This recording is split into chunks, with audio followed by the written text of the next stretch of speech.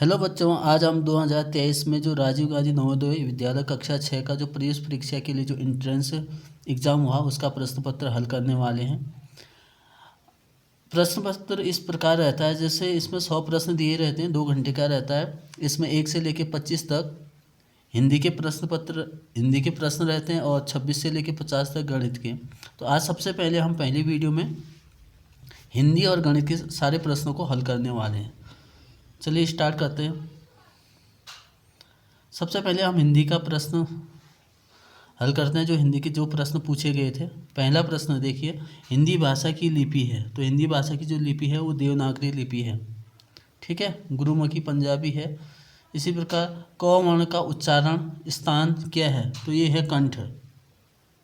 अगला है दीर्घ स्वर नहीं है, ये कह रहा है दीर्घ स्वर नहीं है, यानी कि जिस शब्द को बोलने में हमें ज़्यादा समय लगता है उसको हम दीर्घ स्वर कहते हैं, जैसे आ। तो इसमें जो री है ये दीर्घ स्वर नहीं है। अगला है मैं विद्यालय जाता हूँ। वाक्य में मैं है, तो मैं क्या है, एक सर्वनाम है, यानी कि जो संज्ञा के स्थान पर जिस शब्द का प्रयोग करते हैं उसको हम सर्वनाम कहते हैं। अगला है वर्णों के व्यवस्थित समूह को हम कहते हैं। तो वर्णों के जो व्यवस्थित समूह होते हैं उसको हम वाक्य कहते हैं। अगला प्रश्न देखते हैं, किस शब्द के बाद में जुड़ने वाले शब्दार्थ को कहते हैं, तो उसको कहते हैं हम प्रत्यय, यानी कि उपसर्ग पहले लगता है और प्रत्यय पीछे लगता है। अगला है पाव का संधि विच्छेद है। तो पाव का संधि विच्छेद होगा पौ धन अक। अगला है शुद्ध शब्द है, तो इसमें शुद्ध शब्द होगा ज्योत्सना। अगला है कारण है पाप का लोभ। इस वाक्य का सही क्रम, तो इसका सही क्रम बनाना है लोभ पाप का कारण है। लोभ पाप का कारण है, ये बी ऑप्शन इसका सही रहेगा। अगला देखते हैं अर्धविराम लिखा जाता है। तो अर्धविराम आपका बी है, ये सिंबल दे रखा है, पहला वाला पूर्ण विराम का है, ठीक। अगला देखते हैं कनक कनक शब्द का सही अर्थ लिखिए। तो ये एक दोहा भी है, कनक कनक ते सौगुने। तो ये वाला, तो इसका एक कनक का अर्थ होता है सोना, दूसरे का अर्थ होता है धतूरा। अगला है पेड़ से पत्ता गिरता है। तो इसका सही आंसर होगा अपादान कारक। जब कोई चीज़ किसी से अलग हो रही होती तब उस पर अपादान कारक होता है। अगला है बहुव्रीहि समास, यानी कि बहुव्रीहि समास जिसमें किसी दूसरे अर्थ को व्यक्त करता है जो शब्द जो समास, तो उसको हम बहुव्रीहि समास बोलते हैं। जैसे दशानन, दस है जिसके आनंद, यानी कि रावण, अर्थात ये रावण को कह रहा है, ठीक है। नीचे वाला द्वंद्व समास है, बाकी सब द्विगु समास के उदाहरण हैं, द्वंद्व समास के। आगे अपने विभक्ति चिन्हों को जोड़कर आपस में मिलने वाले शब्द को कहते हैं।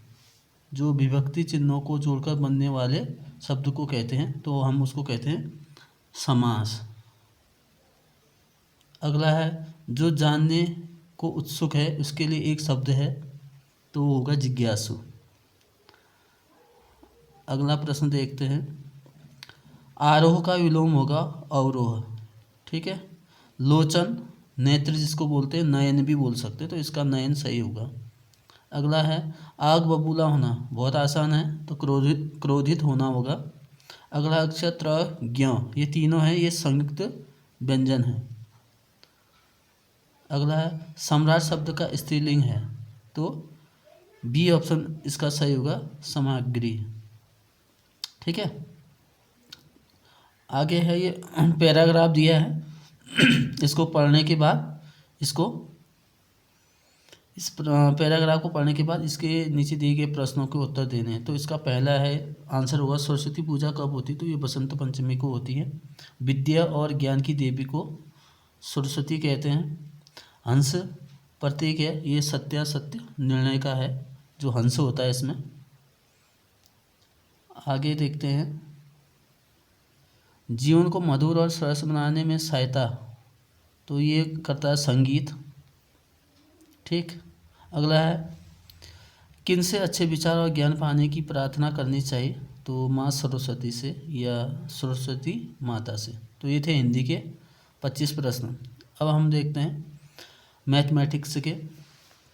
देखो पहला प्रश्न है, प्रथम 5 प्राकृतिक संख्याओं का औसत है। ठीक है, the average of the first 5 natural numbers. तो पहले प्राकृतिक 5 संख्या क्या हो गई, 1 2 3 4 और 5। सबको जोड़ोगे तो ये हो गया आपका 15। 15 में 5 से भाग दोगे तो 5 3 जा 15, यानी कि इसका आंसर होगा 3। ठीक है, अगला है 3 अंकों की सबसे छोटी पूर्ण संख्या है। तो ये 100 है। 3600 सेकेंड किसके बराबर होगा, तो 1 घंटे के बराबर होगा, क्योंकि 1 घंटे में 60 मिनट होते हैं और 1 मिनट में 60 सेकेंड होते थे। दोनों को मल्टीप्लाई करोगे तो 3600, तो ये 1 घंटे में 3600 सेकेंड होते हैं। अगला देखते हैं, 2 अभाज्य संख्याओं का लघुत्तम समावर्तक यानी एलसीएम होगा।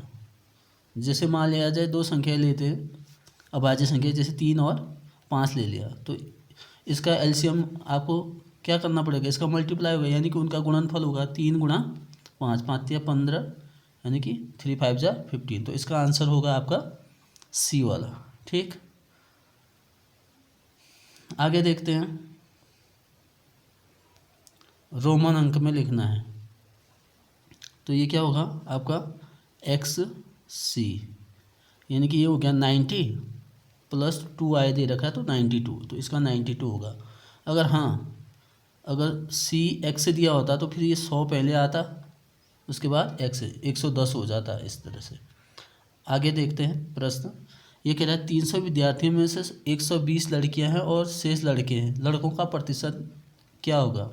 तो लड़कों का प्रतिशत निकालना सिंपल है, टोटल 300 है, 300 में से 120 लड़कियां हैं, घटा देंगे तो 180 आ जाएगा। तो हम 180 का कितना परसेंट निकालना है, तो गुणा 100 भाग दोगे आप 300 से, 2 जीरो से 2 जीरो कट गया, 3 से 180 में डिवाइड करोगे यानी 180 में तो 60 आएगा।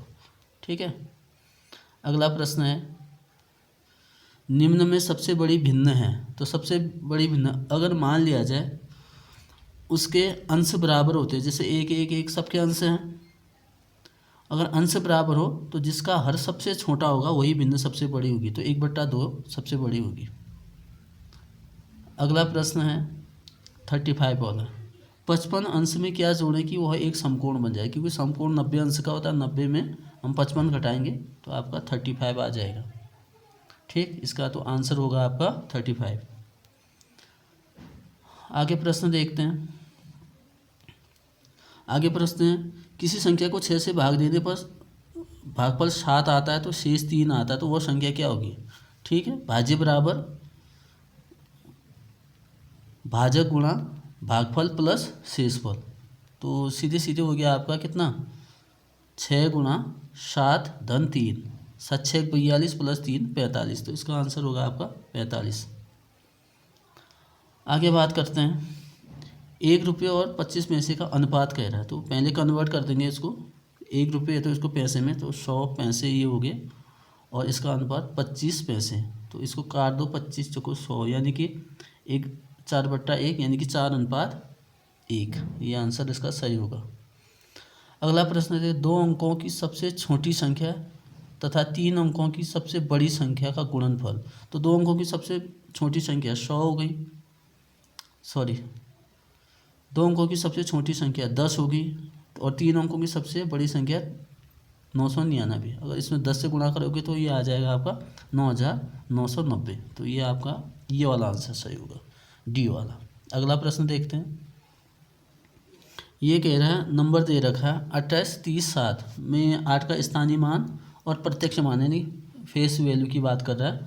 तो 8 का स्थानीय मान हो गया, देख लो 8 कौन से स्थान में है, 1 से 10 से 100 1000 में, तो ये 8000 प्लस फेस वैल्यू इसकी हो जाएगी 8, तो इन दोनों को जोड़ोगे तो ये हो गया 8008, तो इसका आंसर होगा आपका सी वाला। ठीक, अगला प्रश्न देखते हैं 38 का, इसको सॉल्व करना होगा, तो जल्दी जल्दी सॉल्व कर सकते हैं हम। 3 5 जा 15 प्लस 70, तो यहाँ पे 17 हो गया, और यहाँ पे देखिए 6 5 जा 30, ये हो गया 35। ठीक, अब देखो ये 17 से ये कट जाएगा और इस 6 से ये कट जाएगा। ठीक, अब बचा ये 35। 35 को हम 5 से डिवाइड कर देंगे, कितना हो जाएगा 7। 7 5 जा 35। अब अगला प्रश्न देखते हैं। अगला प्रश्न है 5 संख्याओं का औसत 20 है, तो प्रथम 4 संख्याओं का 81 है। तो पहले 5 संख्याओं का औसत आपका 20 है, तो 5 से गुणा करोगे तो टोटल योग आ जाएगा, यानी कि 100। ठीक है, और 4 संख्याओं का औसत कितना है, योग कितना है 81। तो 81 को घटा दोगे 100 में से, तो ये आपका आ जाएगा 19। तो इसका आंसर 19 होगा, यानी कि 5वीं संख्या 19 है। अगला प्रश्न है, इसको आपको निकालना है, इसका वर्गमूल निकालना है। 54 और 76 का वर्गमूल निकालना है। ठीक है, तो मैक्सिमम इसमें 7 का होगा, तो इन दोनों में से एक है, तो इसमें ये होगा आपका 74। तो इसका शॉर्ट ट्रिक है, जैसे मैं बता रहा हूँ 54 और 76। ठीक है, इसमें मैक्सिमम किसका वर्ग संभावित है, तो 7 का। 7 7 जब 47 होता है ना, सॉरी 7 7 जब 49 हुआ, तो लास्ट में 6 से आ रहा है, 4 4 जा 16, तो 6, यानी कि तो ये वाला आंसर इसका सही होगा। ठीक है, डी वाला। इसको लॉन्ग कैलकुलेट करके नहीं कर रहे हैं, सीधे सीधे कर रहे हैं। अगला प्रश्न देख लेते हैं। चित्रानुसार समबाहु त्रिभुज ए बी ई का परिमाप दे रखा है। देखो इसका ए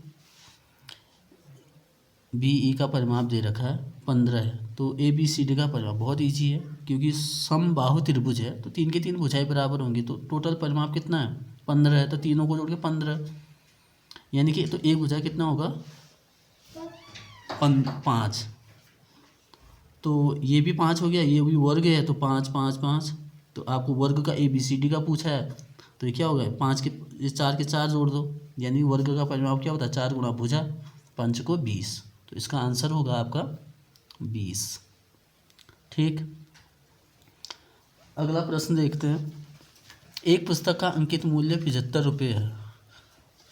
ठीक है, जो कॉस्ट प्राइस दे रखा है 75 रुपये और 20% छूट में बेची जा रही है, तो पुस्तक का विक्रय मूल्य, यानी कि जो बेची जा रही है उस मूल्य का, तो पहले 75 का हम 20% निकालेंगे। ठीक, तो 0 से 0 कट गया, 2 से 10 कट गया, 5 हो गया, 5 से 75 कट जाएगा 15, यानी कि 15 रुपये छूट मिल रहा है। तो अब 75 में से हम 15 घटा देंगे, तो ये आपका कितना आ जाएगा 60। ठीक, अगला प्रश्न देखते हैं। 56,000 का 4% वार्षिक ब्याज की दर से 3 वर्ष का साधारण ब्याज निकालना है। साधारण ब्याज का सूत्र होता है P into R into T. ठीक है, प्रिंसिपल हो गया, रेट हो गया, बट्टे 100 होता है। तो निकाल लेते हैं, इसमें इसकी वैल्यू रख दो। ये हो गया आपका 56,000 गुणा 4 गुणा 3 बट्टे 100। 2 0 ये कट गए, बाकी मल्टीप्लाई कर दो, यानी कि 560 गुणा 4 3 12, यानी कि 12 से गुणा करोगे तो ये लगभग आएगा आपका 6720। लगभग क्या आएगा, ठीक आएगा। अगर मल्टीप्लाई करके चेक कर देंगे इतना आ रहा लगभग, यानी कि सही है ये पूरा। अगला प्रश्न देखते हैं। यदि किसी संख्या को स्वयं से भाग दिया जाता है तो भागफल आता है, तो 1 आता है भाई। जैसे मान लिया जाए 5 में 5 से भाग दोगे 1 आएगा, 7 में 7 से भाग दोगे तो 1 आएगा, यानी किसी भी संख्या को किसी उसी संख्या में भाग देंगे या उसी संख्या से भाग देंगे तो 1 आएगा। अगला है जुड़वा अभाज्य संख्या है 3 और 11। ठीक है, अगला है प्रश्न, ये मिश्रित सवाल है। देखो सबसे पहले इसमें बोर्ड मास का नियम लगता है, तो सबसे पहले हम डिवाइड करते हैं, तो सबसे पहले डिवाइड कर देंगे। देखो 4 से 8 को डिवाइड करेंगे, कितना हो जाएगा 4 2 जा 8, यहाँ पे 2 हो गया देखो। ठीक है, और 2 इंटू 3 फिर मल्टीप्लाई करेंगे, 3 2 जा 6। ठीक है, जो 6 आएगा अब वो जुड़ जाएगा 17 में, तो ये हो गया 17 में 6 जोड़ोगे तो 23 हो जाएगा। 6 जोड़ोगे 23 में आपको 1 माइनस करना है तो 22 हो जाएगा आंसर इसका। ठीक है, अगला प्रश्न देखते हैं। ये कह रहा है किसी वृत्त की परिधि 88 सेंटीमीटर है। ठीक, इसका व्यास ज्ञात करना है। तो वृत्त की परिधि उसे होता है फॉर्मूला 2πr होता है, लेकिन हमें व्यास अगर 2r की जगह हम क्या लिख सकते हैं, व्यास डायमीटर d लिख सकते हैं। तो यानी पाई इंटू डी हो गया। ठीक है, इज इक्वल टू कितना दे रखा 88। ठीक है, अब देखो जो d है, d बराबर हो जाएगा आपका पाई बट्टे में चला जाएगा। यहाँ पाई का मान होता है 22/7 गुणा बराबर 88। इस 7 उधर जाएगा तो इधर ऊपर आ जाएगा इधर। ठीक है, 7 उधर चले जाने के बाद लेफ्ट साइड चेंज हो जाएगा डिवाइड में मल्टीप्लाई में। तो ये आपका हो जाएगा 88 गुणा 7/22। 22 से इसको काट दो, कितना हो गया 4, तो 7 को 28, यानी कि 28 सेंटीमीटर इसका डायमीटर होगा। ठीक, अगला प्रश्न है, ये डिवाइड करना है, सॉरी ये मान निकालना है। 10 से इसमें भाग दोगे 10.1 आएगा, इसमें भाग दोगे 2.11, इसमें 1000 से भाग दोगे तो 10.111 ऐसे। अब ये सब जोड़ दो, यहाँ पे बाकी खाली जगह 0 लगा दो। 1 2 यहाँ पे हो गया, ये 3 हो गया, यानी पहला वाला 0.321 वाला आंसर हो गया। ठीक, अगला प्रश्न देख लेते हैं। एक आयताकार पार्क 10 मीटर लंबा और 60 मीटर चौड़ा है। ठीक है, पार्क के चारों ओर 2 मीटर चौड़ा पथ भी है, रास्ता है, तो पथ का क्षेत्रफल ज्ञात करना है। ठीक है, ये एक पार्क हो गया। ठीक है, जिसकी लेंथ दे रखी 100 मीटर और चौड़ाई दे रखी इसकी 60 मीटर। फिर कह रहा है इसके बाहर भी कोई पथ है, यानी कि रास्ता है।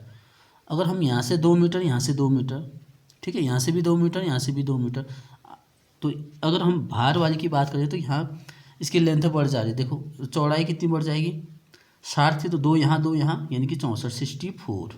ठीक है, लेंथ भी यहाँ से 2 यहाँ से 2, तो ये भी हो जाएगा 104। अगर हम इस बाहर वाले पथ सहित पूरे पार्क का क्षेत्रफल निकाल कर हम बाद में पार्क का क्षेत्रफल माइनस करेंगे तो हमारे पास जो शेष बचेगा वो किसका क्षेत्रफल होगा, पथ का क्षेत्रफल होगा। ठीक है, तो निकाल लेते हैं हम, कितना हो जाएगा, पहले मल्टीप्लाई कर देंगे हम 104 गुणा कितना 64 64। ठीक है, तो ये आ जाएगा आपका 6656। ठीक, और 100 गुणा 60 करेंगे तो ये आ जाएगा 6000। अगर 6000 को हम 6656 में घटाएंगे तो 656 आएगा, तो ये आपका क्षेत्रफल आ जाएगा पथ का 556 वर्ग मीटर। ठीक, अगला प्रश्न, प्रतिशत निकालो। 70/25 का प्रतिशत मान निकालना है। ये बहुत इजी है, तो प्रतिशत निकालना है तो 70/25 गुणा 100, 25 चौको 100, तो 70 गुणा 4 कितना हो गया, 70 चौको 68। ठीक है, तो ये थे हिंदी और मैथ्स के आंसर, और हमने 50 प्रश्न हल कर लिए। अब अगली वीडियो में हम इसके बाद जो भी सामान्य ज्ञान से संबंधित और रीजनिंग से संबंधित जो सवाल होंगे उसको देखेंगे। धन्यवाद। अगली वीडियो हम कुछ ही क्षणों में लाएंगे।